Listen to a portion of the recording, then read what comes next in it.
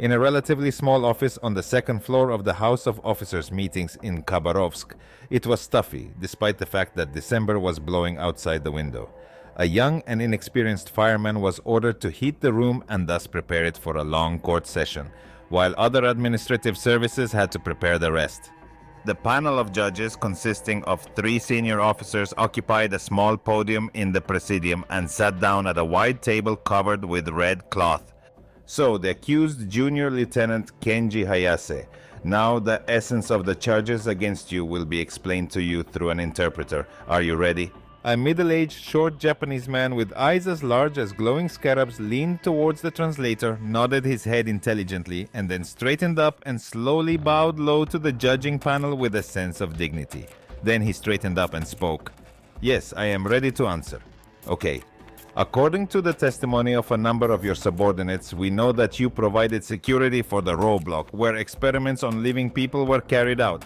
In addition, you personally participated in the destruction of classified documentation. The Japanese nodded.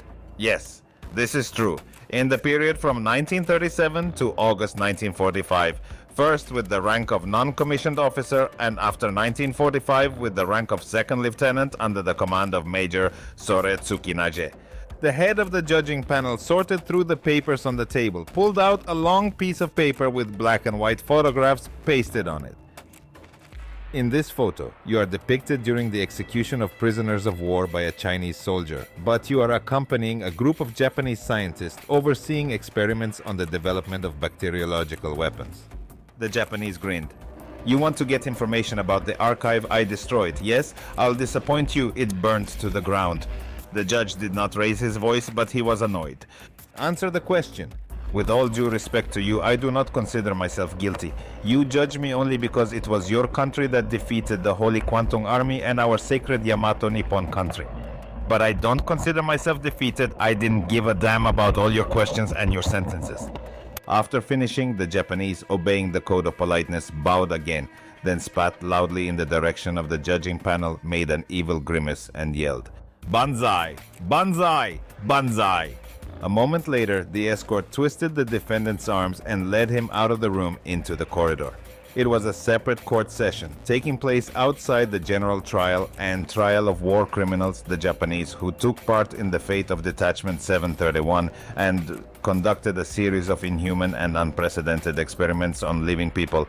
Historical background. Detachment 731, known as the Kwantung Army Water Supply and Epidemic Prevention Directorate, was established in 1936 in Pinfang, Manchuria, under the leadership of General Shiro Ishii as a secret unit of the Imperial Japanese Army engaged in the development of biological and chemical weapons.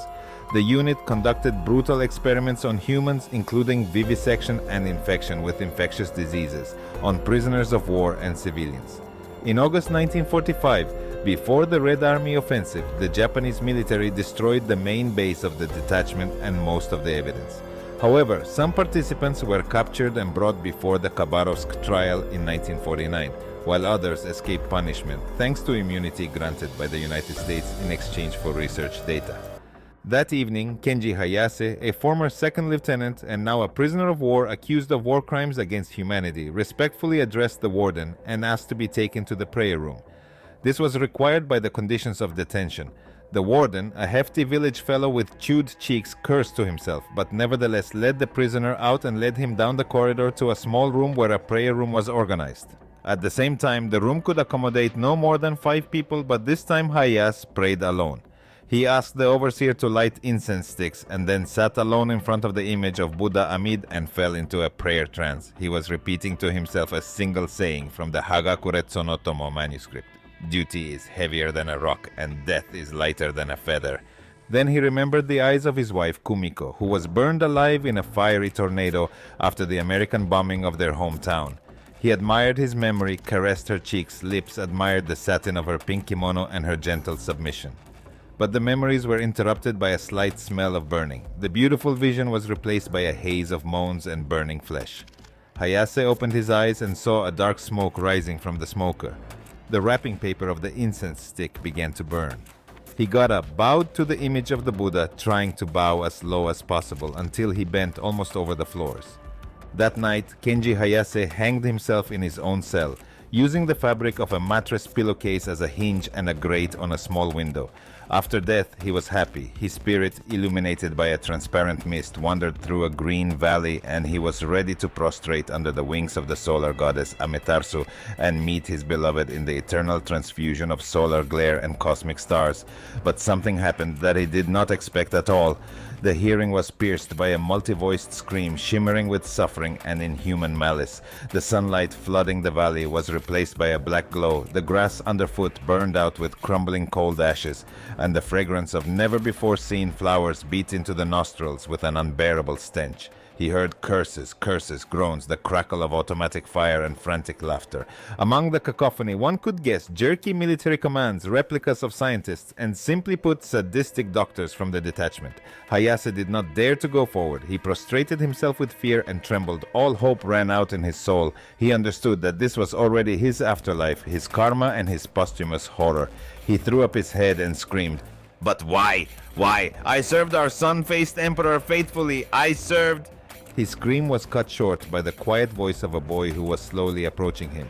Where the boy's bare foot stepped, the ashes bloomed with a variety of herbs. But when the boy removed his feet, the herbs and flowers crumbled to dust again. "There's no need to shout, Second Lieutenant Hayase. There's no need. It's all over there. There's an eternity ahead. I'll take you myself." The boy took Hayase's hand, helped him up, and laid him away without turning around or talking. Fascinated and stunned, the Japanese followed the boy and did not dare to utter a word. He knew him, yes. He definitely knew this boy who looked so much like a Chinese. His memory was burned with sparks of pain, shame and remorse for what he had done, but it was too late. The office of the commandant of the row block was smoky, smelled of incense and fumes. The commandant himself, Mr. Genzaburo, was wearily rubbing his temples. He had a severe headache after yesterday's drinking party when he and his entire unit celebrated their new assignment in the company of cheerful and half-drunk Musume. They were promised to soon organize a comfort station with young Chinese prostitutes on the territory of Detachment 731, but somehow everything was postponed and they had to fork out for Japanese Musume. In front of the commandant, under the escort of an armed soldier, stood a small boy no older than 10 years old. He cried, clasped his hands prayerfully, and tried to explain himself. He spoke in pure Japanese. "Mr. Commandant, my name is Taiga Kurasio. My father is Japanese. He worked in a trade mission in Harbin and was drafted into the Imperial Army. He's fighting the Americans in Okinawa right now." The commandant silently rubbed his temples. The headache was becoming unbearable. He shifted his bleary gaze from the escort soldier standing at attention to the wailing boy, peered into his eyes. Nevertheless, he took out a cigarette and lit it. The inhalation of tobacco smoke made his head ache even more, and the commandant gritted his teeth. "Taiga Kurasio is very interesting, and your mother's name is Lei Xing, and she's Chinese, isn't she?" The boy looked at the commandant in surprise. "Yes, it is, but..." Commandant Genzaburo slammed his fist on the table, causing writing materials to fly apart. "So, what the hell are you messing with my head for? Do you know who you are? You fucking Chinaman, get out of here!" The soldier grabbed the boy by the collar and threw him out into the corridor. There, two guards pinned the boy against the wall with rifle butts and waited for orders. The soldier returned to the commandant's office, gave a low bow, but as soon as he straightened up, he was immediately met with a strong fist under the cheekbone. "What the hell are you doing, you octopus shit, dragging all sorts of trash to me?" The soldier straightened up and was silent. "If this happens again, then you will go to our scientist's Kramsals for a snack. Do you understand me? Now take this little Chinaman and place him in the inner prison of the row block. Then everything is according to the schedule. Understand?" The soldier bowed again and quickly rushed out into the corridor. There he grabbed the boy by the collar of his jacket, gave him a heavy slap in the face, and kicked him down the corridor. "Damn Chinaman, garlic and dog-eater scum! How dare you pretend to be Japanese?" The boy tried to turn around. "Uncle, but I'm Japanese." This finally brought the soldier out of his mental balance. Fortunately for the boy, there was only one passage to the casemates, and the soldier did not have time to vent all his anger on it. He led the boy to a wrought iron door, opened a powerful bolt, and then with an effort pushed the door open. "Come on, let's go!" He shoved the boy inside and then closed the door and went down the corridor to his post, swearing furiously, even barking at the commandant in vain, but stopped himself in time and looked around. The boy leaned on his elbows and got on all fours, raised his head like a dog and bent his back. His spine hurt a lot from the beatings. The smell of sewage hit my nose. In a small cell, people lay huddled against the walls and on the floor in a solid human carpet in dirty gray robes. They stirred. Someone was moaning. Thin crying came from different angles. The boy sat down on the floor, and a one-armed Chinese man slowly crawled up to him. He spoke in Chinese. "Who are you? Who? From where?" The boy had a good command of the Mandarin dialect of the Chinese language and immediately answered. "I am Taiga Kuroshio." The Chinese reared up. "Are you Japanese?" The boy looked into the Chinese man's eyes, in which fear began to give way to anger, and replied, "Yes, my mother and I were arrested at the market in Harbin, and then I was brought here." "You're lying." The Chinese man tried to hit Taiga in the face with his only hand, but could not. His exhausted body failed him. Suddenly, a rather sturdy Caucasian man detached himself from the wall. He spoke Chinese with a strong accent, but individual words could be distinguished.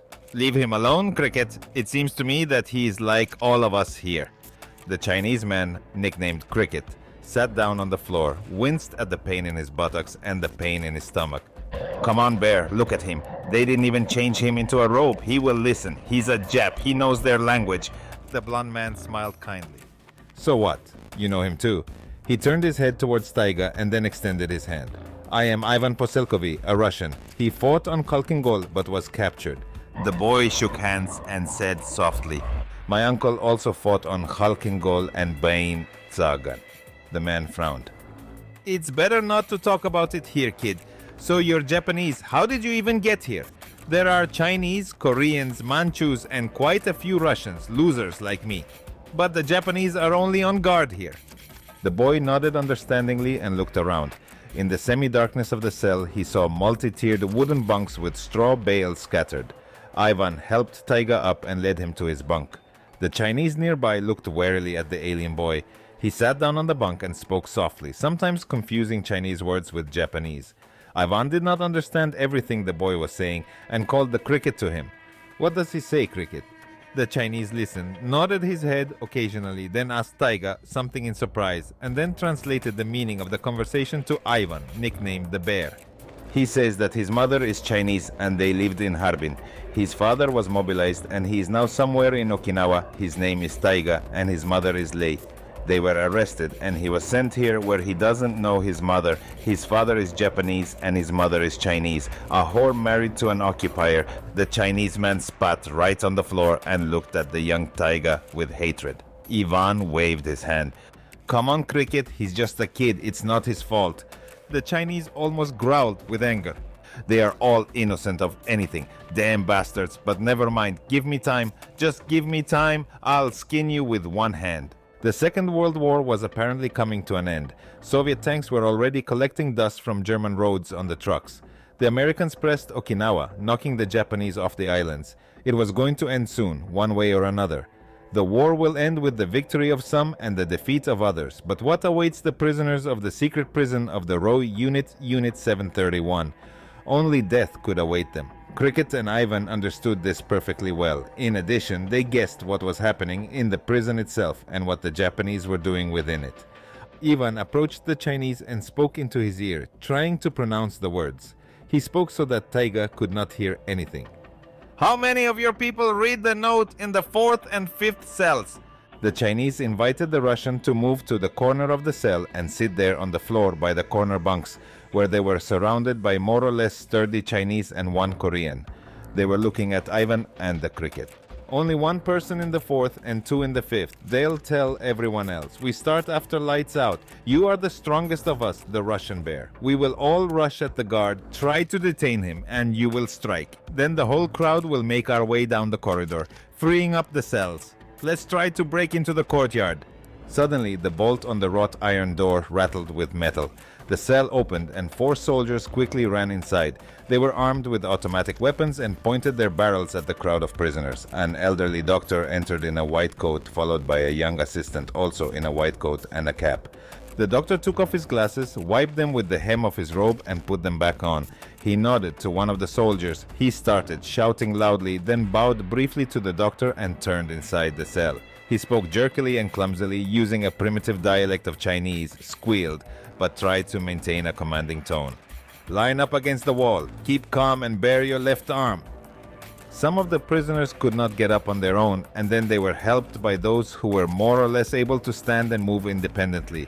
The doctor and his assistant went inside. They started from left to right, approached and injected each prisoner with an unknown drug into a vein in the elbow, silently and methodically, as if they were looking at cattle instead of living people.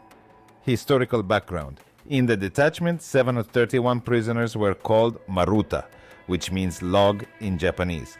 This cynical designation was used to depersonalize and dehumanize people who were subjected to terrible experiments.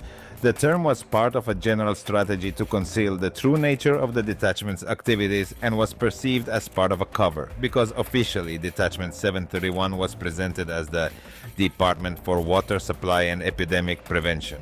Ivan, grinning grimly, was waiting for his turn, hugging one of the twin Koreans with his torso and not letting him fall.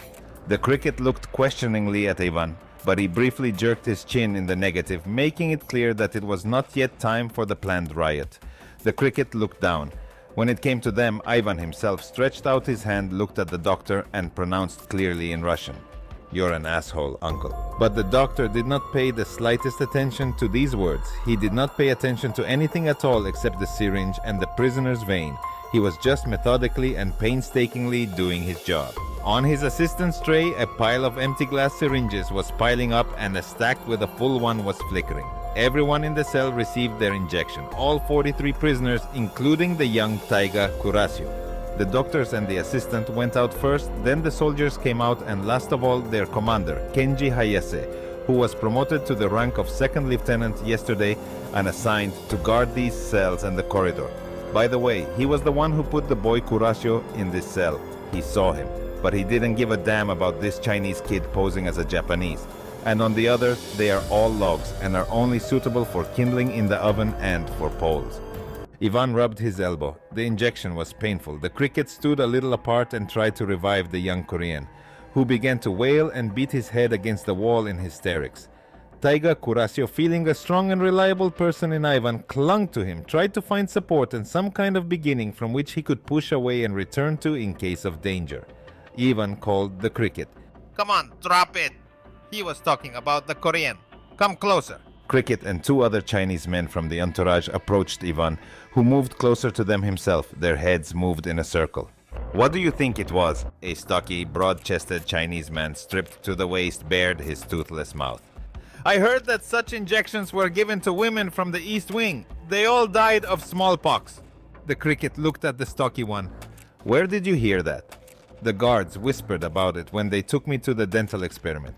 He opened his mouth wide again, showing bare, bloody gums without teeth. The second one-eyed and unusually thin Chinese man, nicknamed Sparrow, asked directly, "What are we going to do, Bear? After all, if their injections start to work, then we're all screwed. We need to solve something, and soon." Ivan nodded. "We'll try in the evening, when some of the guards will be removed to the outer perimeter. I am sure that the guards are being removed from the buildings to protect the perimeter. The war is coming to an end. There are not enough people at the front. They will not keep a full staff of units here." The stocky man whispered. "And maybe we should wait for the release?" The cricket grimaced. "We won't wait for him. We are all witnesses of what they did here. They won't let us live." By evening, Ivan, Cricket, and Sparrow could no longer get up from the bunk. The temperature had risen strongly. The body was thrown into fever, then into chills. Besides, everyone's stomachs were unbearably sore. It seemed that everything inside was twisting into a red-hot knot and trying to empty out. The cricket groaned. "Bastards! At least give me some water! I can't stand it! No!" His eyes were clouded. He was trying to say something with a wild, dumb scream, but he couldn't. He died half an hour later. Sparrow lasted a little longer. Kurasio, to his surprise and not much joy, did not feel any symptoms other than mild nausea and headache. He approached Ivan and took his hand. With the last of his strength, the men squeezed the boy and pulled him by the collar. Remember everything you saw here. You must survive. You must bear witness to everything. Ivan spoke breathlessly, barely pronouncing the words. He was shaking violently and feverish. His eyes were covered with a cloudy haze. Many of the prisoners defecated right under themselves and died in terrible agony. The boy, Curaccio, crawled into a corner, sat there with his legs tucked under his chin and covered his ears with his palms. He did not want to see all this. He did not want to believe in it. He could never have thought that such a thing was possible on Earth. Historical background. Detachment 731, led by Lieutenant General Shiro Ishii, was created in 1936 and operated in occupied Manchuria. Ishii, a doctor by profession, was the main organizer of the barbaric medical experiments. Under his leadership, the unit conducted experiments on humans, including vivisection, infection with infectious diseases such as plague and cholera, as well as studying the effects of chemical and biological agents on living organisms. Kitano Masaji, Ishii's deputy and later commander of Unit 731, led research related to bacteriological weapons. He also supervised experiments on mass infection of diseases and developed methods for their spread among the population. Tomoo Kajitsuka, head of the Department of Pathological Anatomy, was responsible for conducting autopsies and studying pathological changes in the body of victims after infection with various diseases. His research helped to develop more effective methods of biological and chemical destruction. Other notable figures include Kawamura Hiroshi, who studied freezing and frostbite, and Ruigo Takahashi, who was responsible for conducting experiments with gases and chemicals. All these commanders and scientists made significant contributions to the criminal experiments conducted in Unit 731. The next morning, soldiers, or rather cadets of a special unit aged 15 to 17 years old, dressed in white glued aprons, masks and gloves, entered the cell. Under the guidance of the same Kenji Hayase, they began to take out the corpses and load them into a huge metal cart. The cadets expertly pulled up the bodies with hooks, then grabbed their arms and legs and threw them on the metal of the cart with a flourish. This fate befell a sparrow, then a cricket. When they pulled Ivan off the bunk, one of the soldiers said in surprise aloud, "And this American or Russian?" Kenji immediately jumped up to him from behind and clubbed him right on the head. "Who? They're all logs. They're good for nothing but burning in a furnace. Who are they all?" The soldier shouted. "Logs!" Kenji hit him again on the collarbone with his baton, which made the soldier squeal loudly and grab his shoulder. "Oh, and it turns out you can answer louder. So who are they?" This time the soldier shouted at the top of his voice, "Logs! That's it. Load this one up. Oh, and here's a little log I know lurking in a corner." He nudged the boy sleeping in the corner with his foot. That boy was Taiga Curaccio. He woke up, blinked, and pressed himself against the wall in fright. Even at night, when Ivan was quiet on his bunk, Curaccio was sitting in a corner and fell asleep unnoticed. He dreamed that he and everyone around him, all the prisoners, were in the black lair of a terrible monster that looked like a gigantic mantis with human hands. A medical white cap was worn on the mantis's head. The monster grabbed people, tore them apart, and threw the pieces aside. When a similar fate should have befallen Curaccio himself, the mantis froze, opened its mouth, and said, "Oh, and here's a little log I know." A moment later, he woke up. The junior lieutenant, smiling, grabbed his chin, twisted it from side to side, looked into his eyes. All logs were vaccinated with the bacterium amoebic dysenteria. But the injection did not work on this log. "Hey, Kawada!" One of the young cadets stood in front of the lieutenant on the hood. He was waiting for orders. "Take this log and take it to the western part of the roadblock. My orders are to select the survivors," the cadet shouted. "I'm listening." Historical background. Experiments were conducted in the laboratories of Detachment 731 in which prisoners were intentionally infected with amoebic dysentery. They were injected with increased doses of the bacterium Entamoeba histolytica, significantly exceeding the usual concentration, in order to monitor the progression of the disease and study its effects on the body. The prisoners suffered from severe abdominal pain, copious diarrhea, often with an admixture of blood, which led to rapid dehydration and general exhaustion of the body. These experiments were conducted without anesthesia or treatment, which aggravated the condition of the victims, and many of them died within a few days from complications related to the disease. The purpose of such studies was to study the limits of the body's endurance and assess the potential use of the disease in biological weapons. The juvenile Taiga Curaccio was laid on an inclined table and fixed. After an hour, he slowly faded away from copious blood loss. All his blood was collected in test tubes to make a counteracting drug. That was the original plan of this inhuman experiment. All the bodies were transported to a separate crematorium building, where an old, drunken Japanese chopped dead flesh with an axe and sang the words of an ancient, half-forgotten lullaby. It's time for you to fall asleep today. You will fall asleep as if death has come. In December 1949, a trial took place in Khabarovsk, which forever went down in history as one of the first acts of international justice against war criminals responsible for biological experiments on humans. In the dock were commanders and scientists associated with the activities of Detachment 731, a hidden unit of the Japanese army operating in occupied Manchuria. This process revealed to the world the horrifying truth about how, for several years, experiments were carried out in laboratories on thousands of people who were victims of cruel and inhuman research.